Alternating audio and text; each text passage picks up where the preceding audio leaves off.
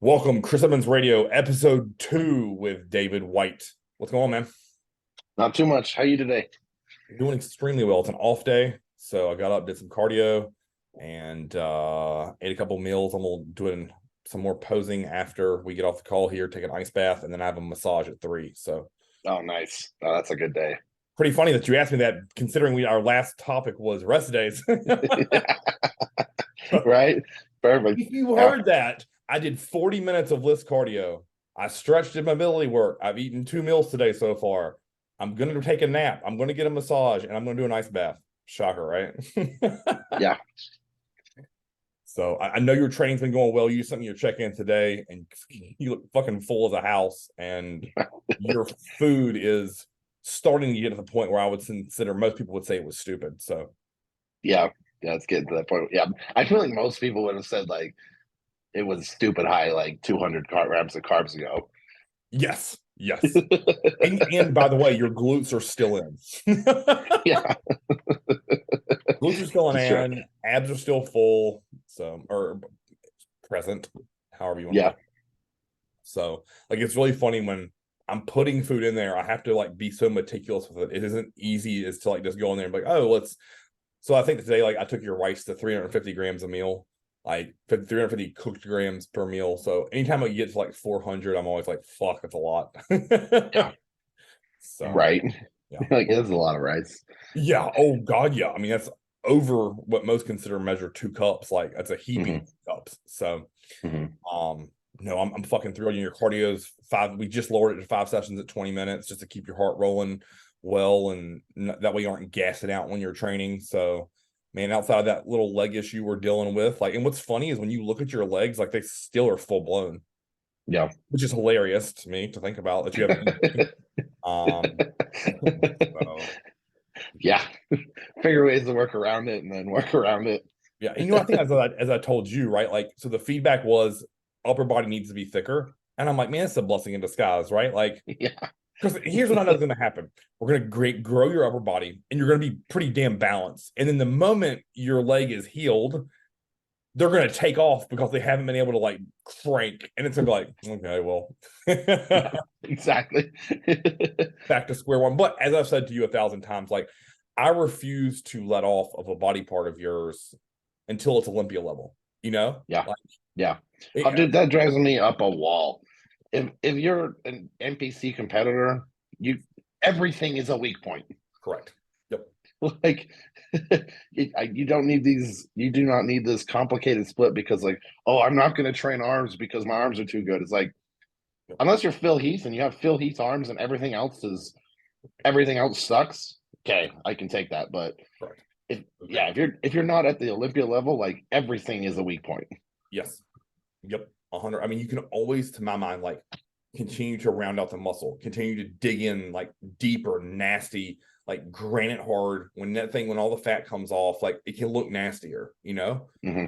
So, like, I mean, listen, I've been guilty of, because when I was younger, right, I was all quad calves and arms. So Hmm. I wasn't going to back off quads or calves because I just love training them too much. But like I started to do like push pull more, and like arms just like an afterthought, and that was fucking stupid. Like it was just dumb. Like my arms never. Like, I wish I could have kept them on the path to continue to grow, as Yeah. opposed to me just putting the brakes on and thinking, man, I really got to increase the size of my like chest, shoulders, and back. Like it was so dumb. Which is why I always tell people like, don't let off a body part if it's growing and responding, jump on it. Like so. Yeah. All Yeah, right. if you So have yeah, if you have super lagging body parts, just attack those more. yeah, yeah, or like really break down your form. Like Yeah, figure out getting what's into wrong with sets. it. Yeah, Yes. yeah, not Like more honestly, sets. correct. Like, and I mean, I think that's always just the easy fix for most people. Throw more days or more frequency at it. Throw more sets. Throw more intensity. Well, if you like saying let's pick up like your delts for example. If your shoulders are horrible, like let's make them a priority in your training week. Like come after a rest day, or after a free meal, or after a high carb meal, or have your high carbs that day if you train in the nighttime. And then like let's look at our form. And if your traps are big and your shoulders suck, there's a reason for that. Mhm. You don't need 40 more sets of side laterals if your traps are taking 80% of that load. Like, guess Yeah. what's going to happen? Your traps are going to grow and your shoulders are still going to be trash. So, like, I really encourage people, like, if you have a lagging body part, there's a reason. It's either an injury or your form is terrible, or it could be intensity, meaning you aren't applying enough of it to that body part because you may hate it. Yeah. So I've always been a big factor of if you can't contract that muscle without weight, yep, how are you doing? How are you going to do it with training? correct. Once you have Like weights in your hands. sit there and figure out how to move that muscle without weight, Yes. and then add weight. Right. And what's funny about that, right, was like when I used to do a lot of in-person training, I would work a lot of isometric contractions with people that came to me that had a weakness. Mm-hmm. And, you know, like a great example is like throwing a band behind someone's back and making them just press it off their chest. Mm-hmm. And if you can't get your chest short, why? What's taking that load? When you get elbow extension, like what's happening? And I've always like thought about that. Like, or if you can't do a push-up and feel your chest, something is wrong. Like, Mm-hmm.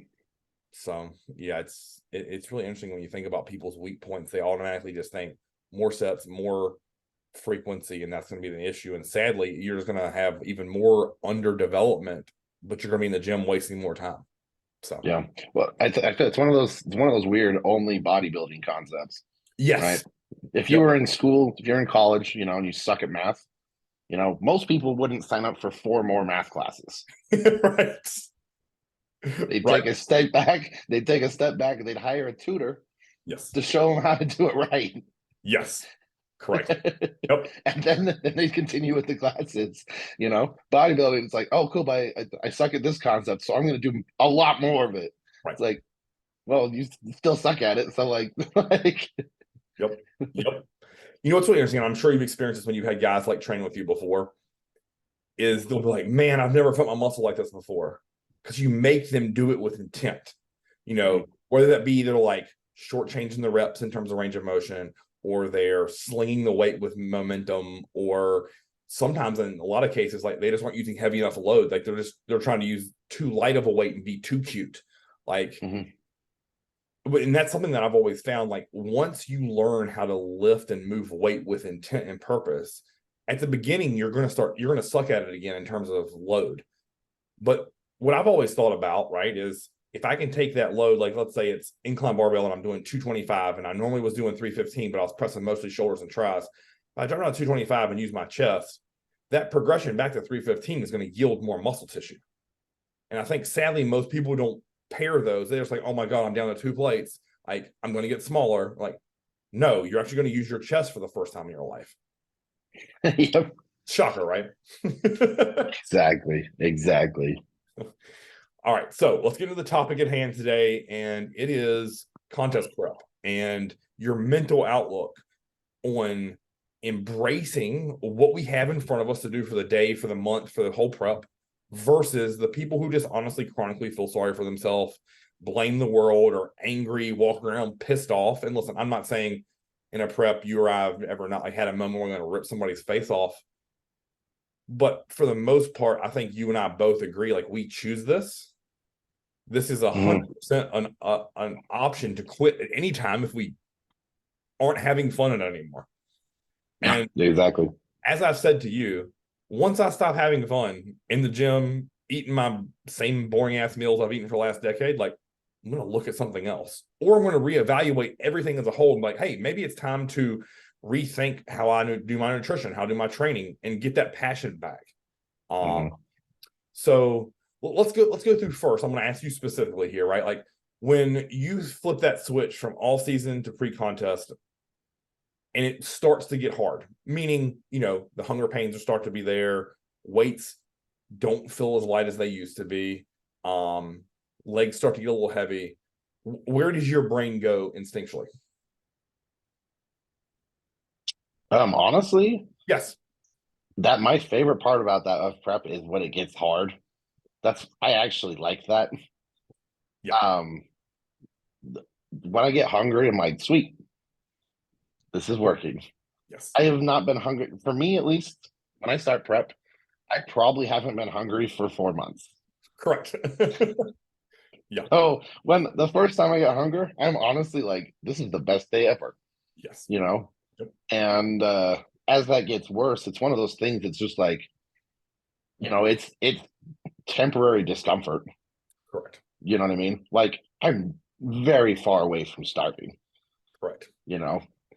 I mean, and second off, like eating, 8 ounces of chicken by itself for a meal and then 2 hour, and then being hungry in 5 minutes, but you got 190 minutes before your next meal.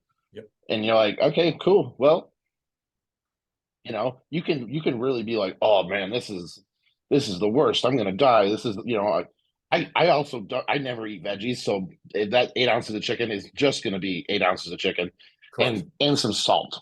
Yes. Yep. Yep. And that meal kind of sucks. Mhm. But the thing is, you can glamorize it and be like, oh cool, this is the worst, or whatever. It's just like, or you can just like eat it and move on.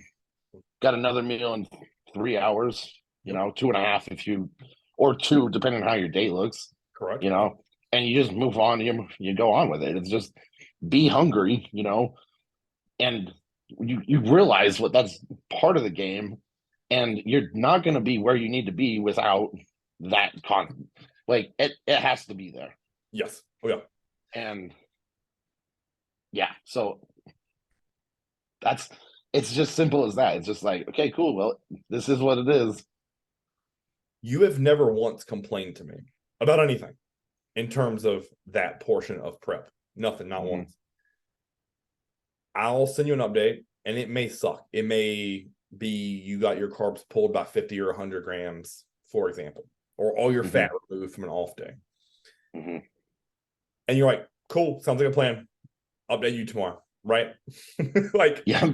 it's as easy as that, because as well as I do, that reduction in calories is going to elicit a result in your physique. You're going to be harder, you're going to be leaner, you're going to be more vascular.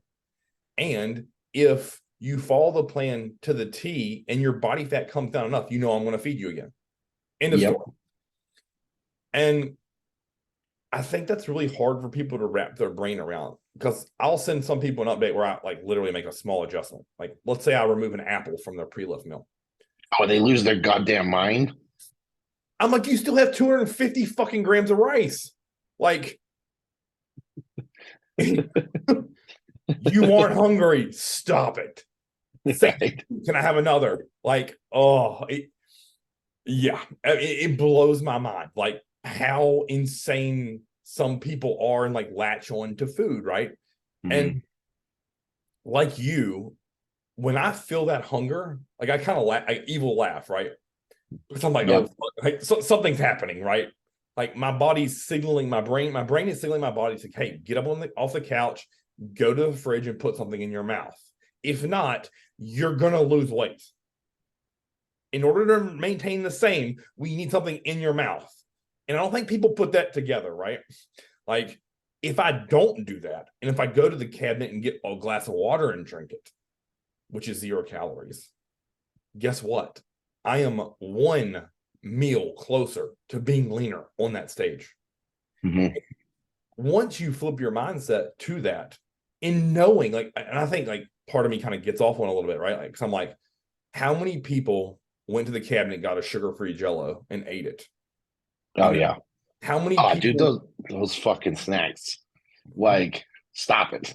Like, I don't want to hear, oh, I ate an entire can of green beans because I was hungry, or I had a sugar-free Jello, or God, I've heard people eat entire jars of pickles, Oh yeah. and it's like, you realize that's fucking you, Oh, yeah. right? Yep. Like, oh, cool, now your digestion's just wrecked, Oh yeah. and now you're not absorbing your food, and that's why if you're not absorbing your food, how is that going to be turned? If you don't absorb it, how is that going to help you hold on to tissue? Exactly right. Right. And Yep. then downstream, you lose tissue, you lose the ability to lose body fat. Yep. Right. Now your diet, you have to get harder. And it's Yes. like, how about you just eat what you're supposed to? Don't put in these additions or these goddamn snack foods. Right. And just learn how to be hungry. Right. Right. And that's it. And then if you get ready, right, if you're 12-week prep, Yes. and you're ready 2 weeks out, Yep. you're going to be eating into that show. Yes. Versus like, if you have all these goddamn snacks and you keep prolonging the, and it comes to where you're 3 days out, it's like, okay, fine, we can carb you up now Yeah. because we have to. Oh yeah. Yep. It's like, which one's going to be worse? Because to me, you're always just delaying the inevitable. Yep. No, I don't care how much food I'm able to feed you. When you're that lean, you're hungry, your body hurts, your feet hurts, your ass hurts when you sit down because there's no fat on it. Yeah. Right? You Oh, no, move, yeah. Honestly, high days worse than low days. because your appetite's through the roof. You add 300 grams of carbs to my diet, I'm starving the entire day. Right. Hell, I'm going hypoglycemic after meals 1, 2, 3, and 4. 100%. Yep. And it's one of those things with food. I always ask people, like, because I've had people do crazy shit. They'll take like essential aminos and mix them with like xanthan gum and make these like Slurpees from 7-Eleven.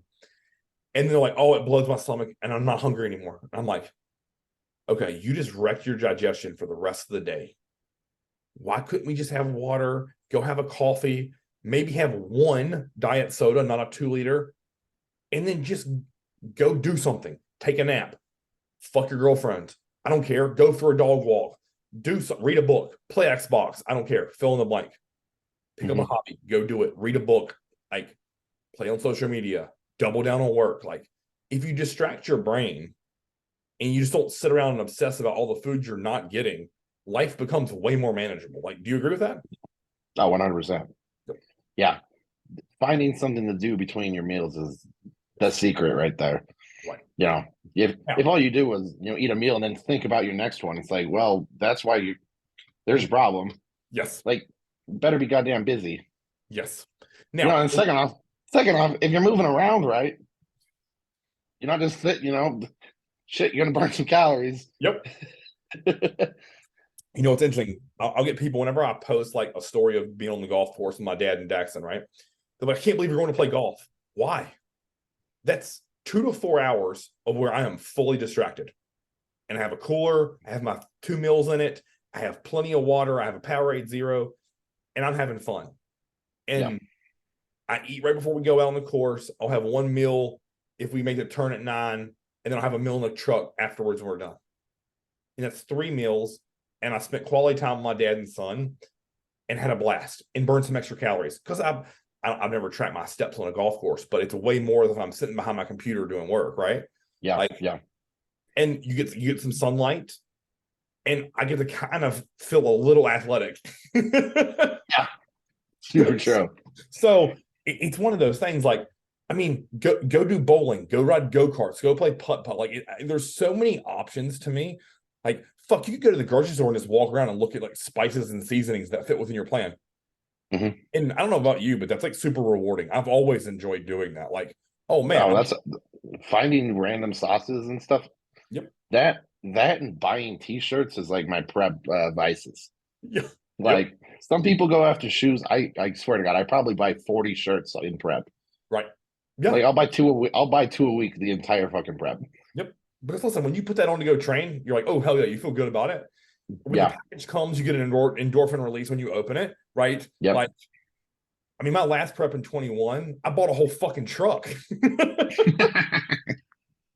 And in between those preps, so I got it before North Americans. Like, if I was bored and hungry, like, I would just get in the car and just drive around with the top off, and it was a blast. Like, I was like, man, I felt really good about it. Now I realize not everyone can probably go buy a truck like that, but whatever that may be, like, go mow your grass, like, make it look pristine. Like, there's so many options to do other than just sit around and feel sorry for yourself. And then you see people like rant and raving about it on social media. Like, they'll say, oh my God, I mean, I have to eat fish again, or, oh, my coach added 20 minutes of cardio. Like, when John or Matt added shit to my plan, I would say thank you. Like, good.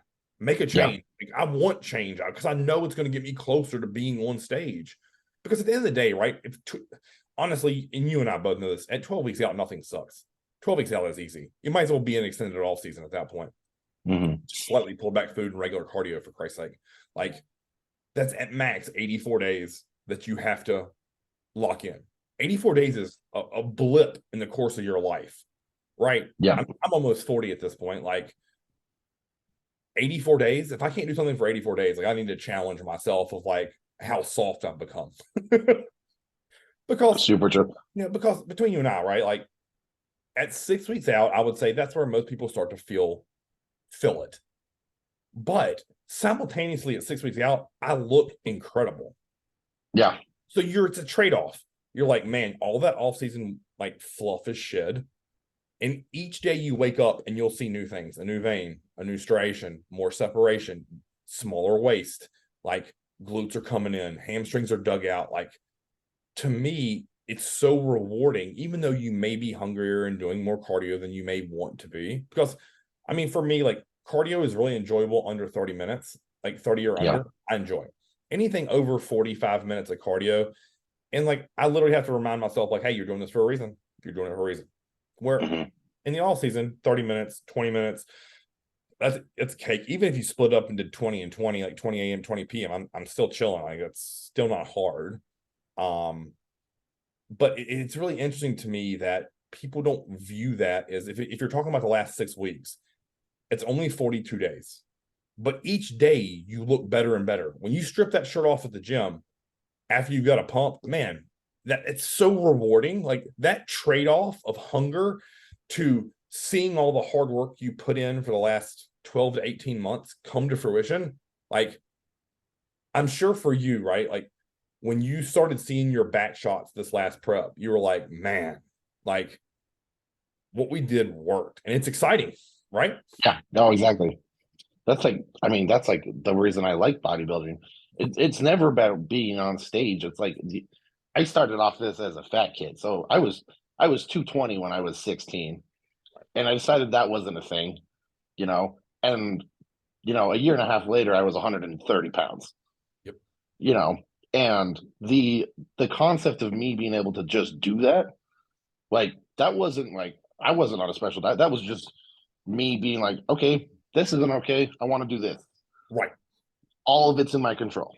Yeah. Oh, yeah. You know what I mean? It's one of those things. It's like I have full control over this. Everybody does. Yes. You know what I mean? And taking advantage of that is what honestly is what's fun to me. Agreed. Agreed. And that's what's always been the driving force behind this is just eliciting a change. Yes. Because there is just something great about okay, cool. I just killed myself doing a chest press for the last 6 months. Yep. But now my chest is bigger. Yes. Like, how is that not cool? It's like the same thing as like making a savings account in a bank. Like you're slowly adding pennies, nickels, dimes, and then at the end of the year adds up. You have this nice little sum of money, and it's the same thing with your body. It's like all these little things I do this way is what equals this. It's not. You can't just buy that. You have to do all those things, and that what you just described as bodybuilding, right? Yeah. And I think like so many forget that is because and here's what I find is interesting. In the off season, they'll bitch about how stuffed they are. And then pre-contest, they'll bitch about how hungry they are. And I'm like, is this right for you? And then in the moment I say that, like, then their whole world explodes. Well, yeah, I love it. But do you? No, you love about 8 weeks at the beginning of prep, and you love about 8 weeks after prep. So 16 weeks out of the year, and the rest of the time you hate it. And they're like, man, I've never really thought about that. I'm like, yeah. Like, yes, there's hard or harder periods of time, like maybe getting all your food in the off season when it's the peak right before prep starts, or right at the very end when you have to suffer to get that last little bit of fat off, like wherever your problem area is. Like, it's going to be harder. But at the end of the day, like I will still wake up and think, man, I am lucky to do this. Like, thank God I get to wake up and attack a hobby that I'm this passionate about, because so many people in this world like don't have that. Like they don't have anything to look forward to. They hate their job. Their wife just nags and bitches at them the whole time. Their kids fucking don't like them because they're always grumpy. And they have like maybe 5 minutes of reprieve if they're on fucking Pornhub or drinking alcohol. And outside of that, like they have nothing to look forward to. Where I think you and I, like, we wake up and we're like, oh shit, cardio, yes, abs, yes. And then, oh, guess what? We have to go train legs in 6 hours. And like we're counting down like Oh, it's almost there. 2 more meals, 1 more meal, pre-workout, intra-workout. All right, it's time to go.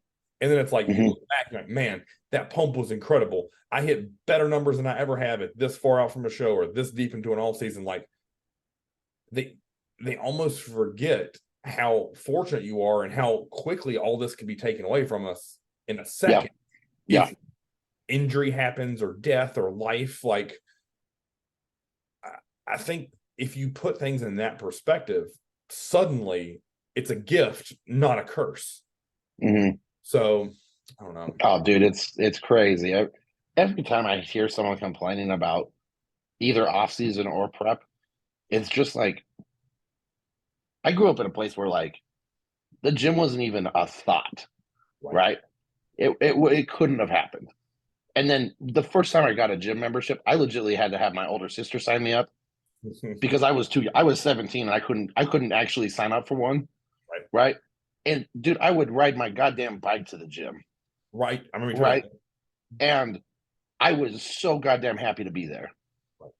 Yeah. right? And we get people who are like, "Oh man, I have to go to the gym." It's like you have to, dude. You fucking get to like, it's like you don't have to do jack shit, dude. That is like something you get to do. Like, not everybody has this.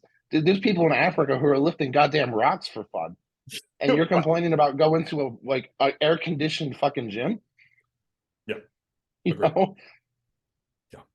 Yeah. I think this is pretty interesting too, right? I think because anytime that people around you who have either competed or are active competitors, and they start to see your face get sunk in, or they know you're doing a show, for example, and they'll like come up to you like, "How you feeling, man?" Like it's one of those questions, right? Where I used to be like, "Yeah, I'm pretty good," but now, like anytime someone would say that to me, I'm cruising, man. This is easy. I love it.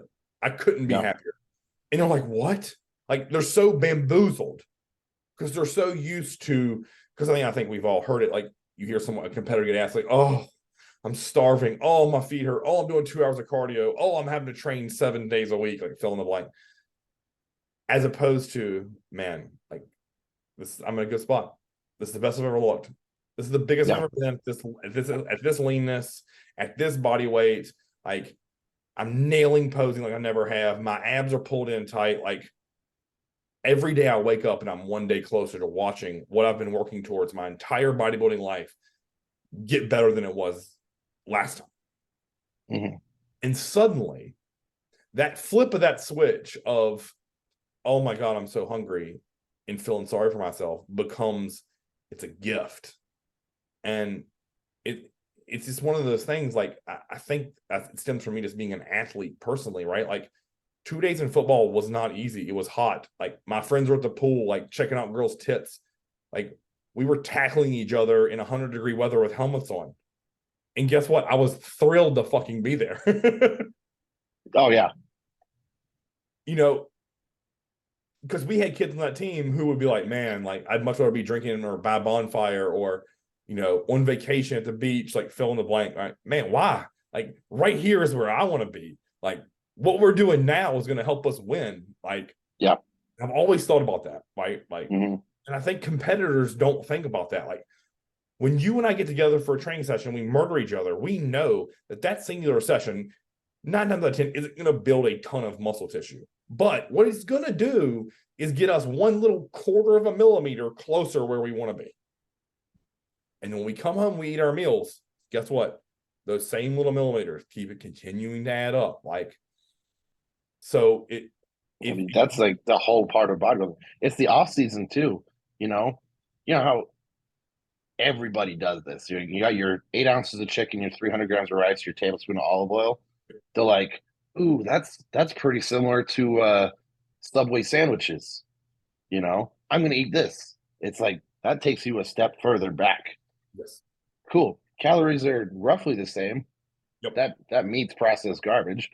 But oh, you got your food in, but you ate. It's close enough. Oh, it's good enough. It's right. like I don't want good enough. It actually makes me fucking laugh because people tell me, oh, you get lean easy. It's like, no, actually, I just don't let myself get fat. Correct. Yep. Yep. Right? how strict I keep myself in the off season, I doubt you're doing. Correct. Please tell me how easy it is for me to stay lean. You know what I mean? It's like it would be pretty easy for you to stay lean too if 3 out of the 6 meals you're eating a day were, from Subway or Yeah. takeout.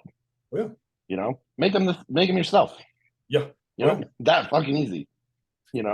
It's really I'm not saying that your food doesn't have to be. Not that your food has to be bland, but right. goddamn, like just the real shit versus like just guesstimating.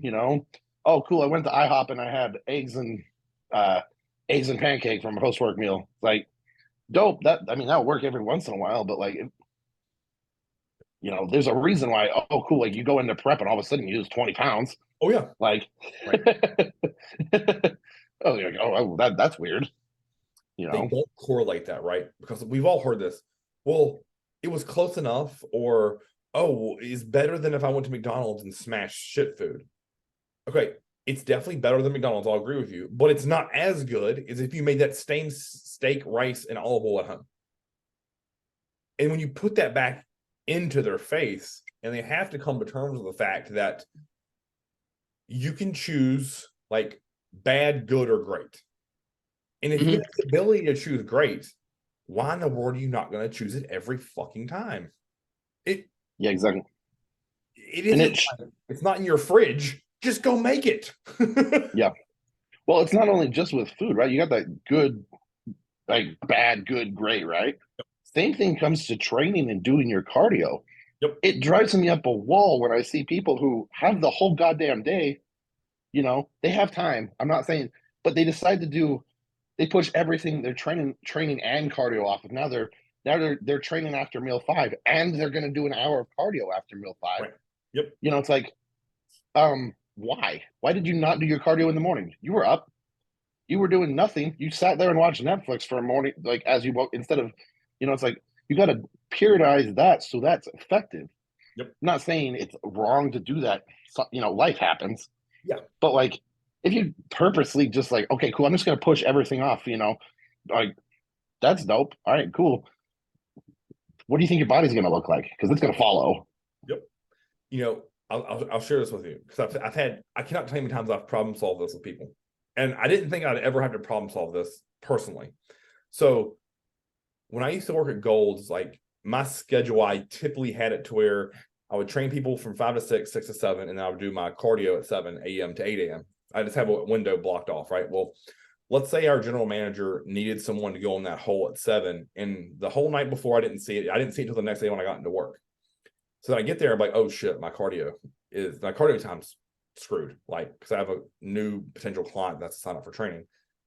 So my whole rest of my day, I will be thinking about that cardio that I missed. Well, guess what? That just means tomorrow I'm going to do my AM, and then I'm going to do PM cardio when I get home on the treadmill. And then I'm caught up, right? Where I'll get update check-ins and people will be like, oh, I hit 5 out of my 6 cardio sessions for the week. I failed, and it was Saturday. And I'm like, can't you just do a PM session today? And they're like, what? I'm like, I refuse to fail a week. It may not be perfect the way I intended to write it, but I'm not missing that extra 20. If your cardio is only 20 minutes, why can't you do 20 fasted on Saturday, go train whenever you normally work out, and then do 20 minutes either post lift or before bed? Even if it's take your dog for like an aggressive walk, like I'm going to get those sessions in. So when Sunday to Monday hits, I'm doing this, check, done. That's another perfect week in terms of execution of I did every action item. It may not have been how I initially planned it, but I'm not going to miss it, right? Yep. Very similar, I think you and I have talked about this. Like if we have to ever miss a meal, we either take that food from that meal and distribute the rest of the meals, or we wake up later and eat that meal or make it a liquid meal, right? And you still get it in. Like, yep. Very no, exactly. Yeah. And it's like, especially if you have a coach too, it's like just you can ask these questions too. Oh, yeah. You know what I mean? Like I've troubleshooted with him a couple of times. Like, okay, cool. I know I'm going to be out until 2 a.m. today, so I'm going to eat meal 1 of the next day at like 1 a.m. Yep. And then go to bed. Wake up and finish meals 2 through 5 after I wake up at 10 in the morning. Yep. Because if I didn't eat that meal, I'd be well behind, and Yes. it's not going to happen. But preparation is like the first step of bodybuilding. Yes. Oh yeah. It's just like if you're not doing that, like, cool, now you're just not doing bodybuilding. But Because so many people don't. I really feel in my heart like the longer I coach people, the days that are perfectly aligned and set up for them. Like let's say, for example, Monday through Friday, they have a normal desk job. They do their cardio at 6. They go to work 8 to 5. They train at 6, and they come home. You go to sleep and repeat. Well, a lot of times those people I've always found like they'll lose their mind on the weekends because their schedule is off. Where before it's like they know they have meal 1 at 7, they have meal 2 at 9:30, they have lunch at their break at 12, they eat at 2:30, they eat at 4, and then it's pre-lift, and then train, and then eat meal at 8 and go to sleep. Like, but on the weekend, they're like, oh well, Chris, I slept in. My meals are off, so I just missed the first meal, or I missed meal 6. Why? Like, just couldn't you just shorten your windows between your meals, or couldn't we just stay up a little bit later? Like, because you're probably, if you sleep in, you're not going to get to bed at the same time. Like, and then it was like, huh? yeah, or novel concept too. It's like maybe wake up at the same time. Right. Yeah. like, sometimes you just got like, I know for me, off season wise, like we talked about my food a little bit in the beginning here, but like, if I'm an hour off from waking up in the morning, if I eat meal 1 at 8:30 instead of 7:30, ooh, that's a rough day. And that's just an hour. Yeah. If it's 2 hours, oh dude, I'm gonna be fucked. Right. All Oh, capital letters. correct. And So what's it's funny like, is a lot of times, like, if you haven't sent me your check-in by 8:30 my time, I'm like, what's wrong? What's going on? I'll text you like, are you alive? Are you awake? yeah, super true. Because at this point, like, if my phone doesn't go off with your name on it by like anywhere in that, well, in a regular scenario between 8 and 8:30 my time, like I know like something's off. Or I need to go back and look at my email, and you'll be like, oh, like I had this event, I'll have to be here, my time changes. Cool, perfect, got it.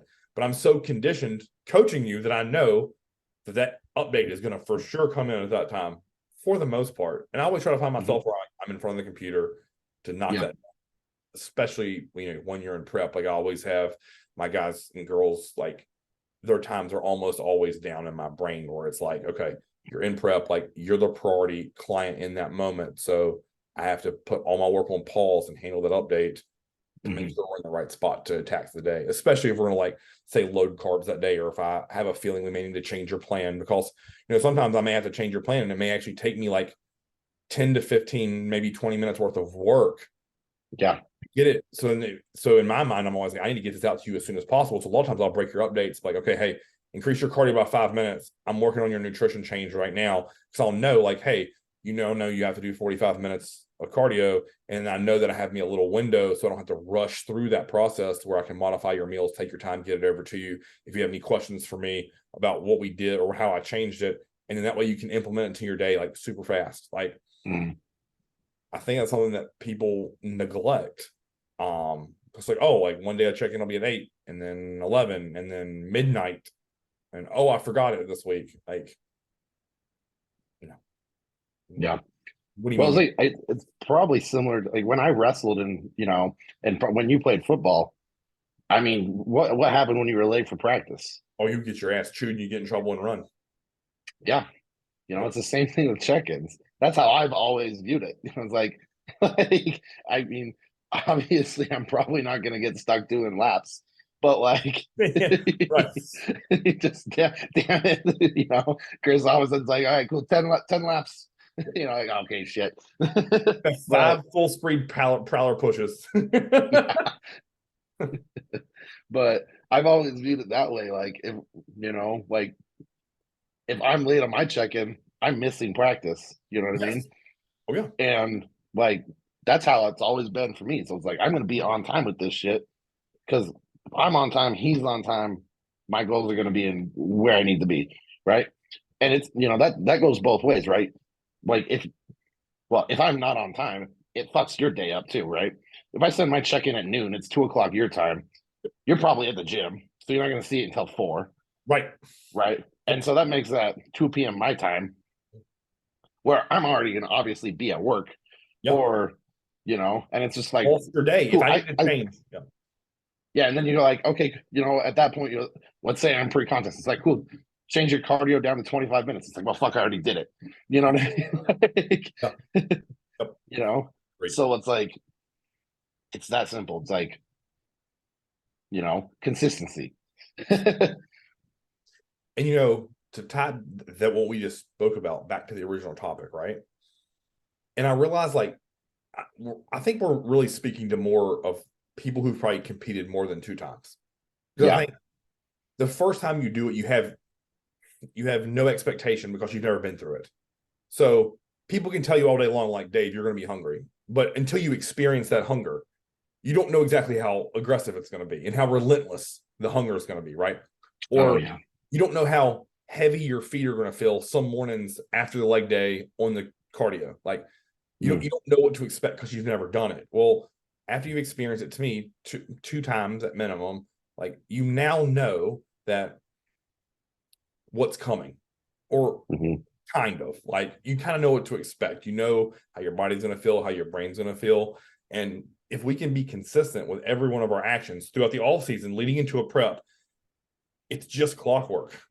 And it's just counting down and allowing your coach or whoever's manipulating your meal plan and your cardio and your supplements to tinker around with those to bring you with the right level of leanness, fullness, and hardness. And at the end of the day, like, it's just working backwards through a timeline. I know where you need to get. You're here now. Now we just need to fill in this gap.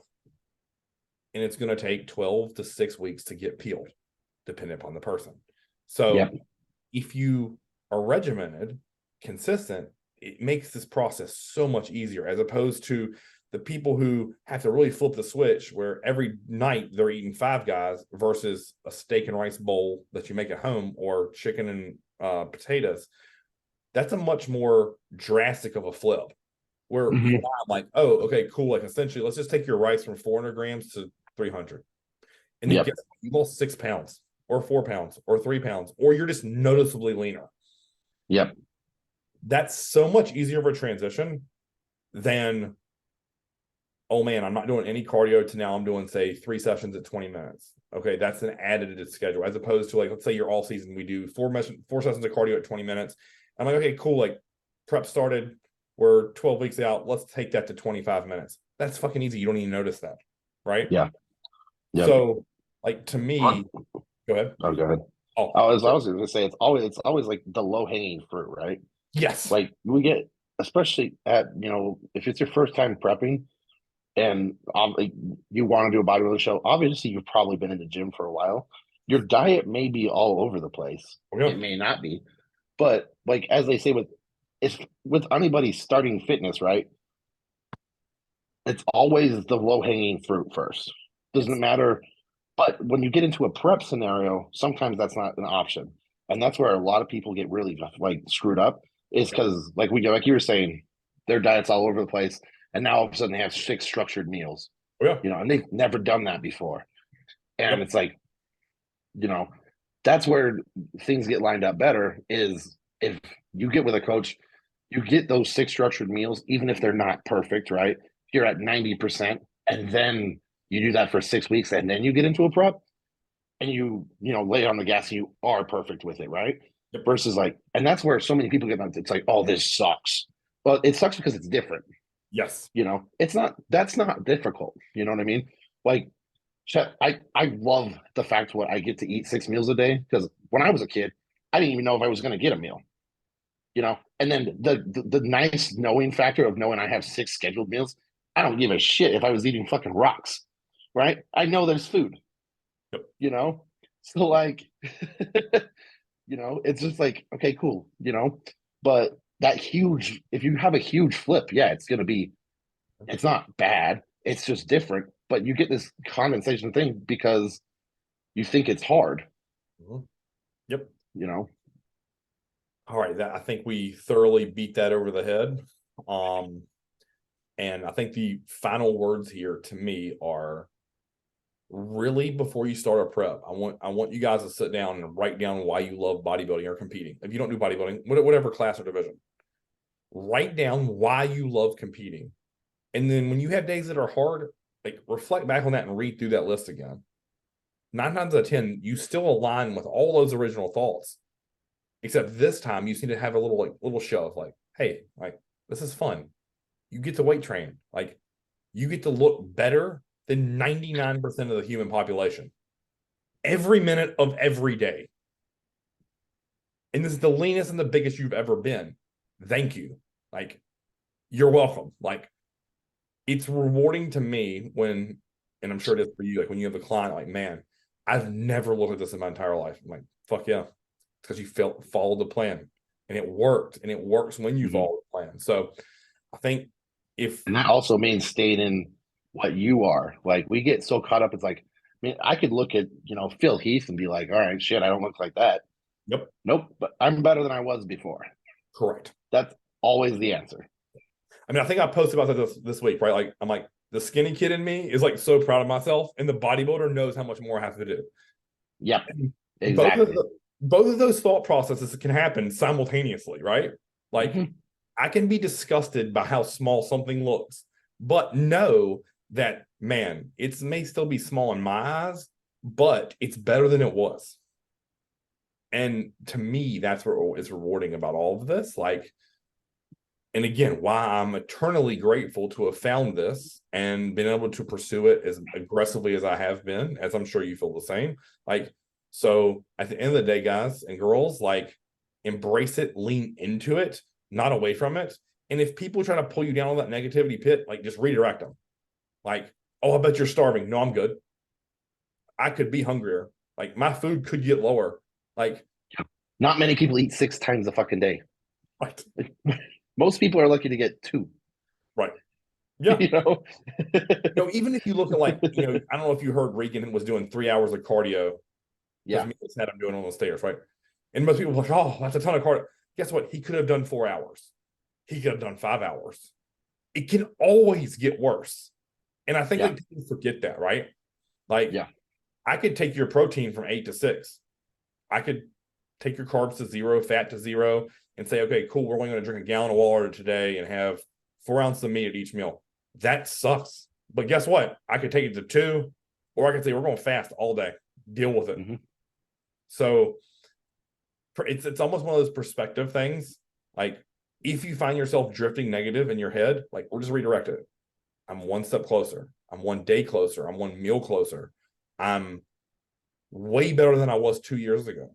And if you think about it that way, like, it becomes rewarding. And when it stops becoming rewarding, as we said at the beginning, it's time to consider, like, hard looking yourself. Like, this sport is too expensive and too physically demanding. It takes away from other areas of our life to not love it and be all in.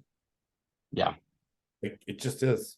Like, the time I spend in the gym on the treadmill, I could spend with my kids or my wife. But it's a sacrifice I make because I'm chasing something that the 19-year-old me is hungry for still. Yeah. And again, like, just to kind of to wrap this all up, like, that's my thought process always. Do it till you love it. And then when you stop loving it, like, just walk away and be grateful. So exactly.